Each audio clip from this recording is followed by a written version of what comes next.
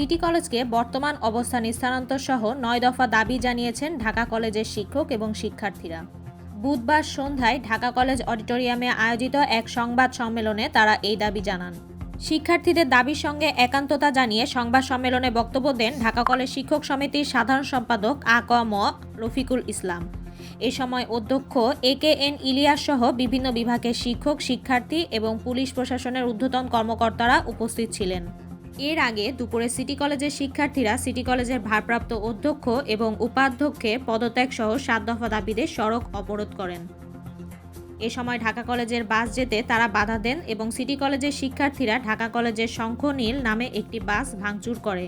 এর পরপরই ঢাকা কলেজের শিক্ষার্থীরা প্রতিক্রিয়া জানিয়ে সায়েন্স ল্যাবে গেলে তাদের সঙ্গে সংঘর্ষে জড়িয়ে পড়ে।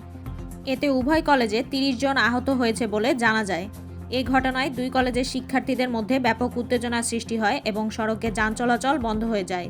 এই ঘটনার পরপরই পুলিশ এবং সেনাবাহিনী মোতায়েন করা হয়। Text report, Surma TV 24, Paris, France.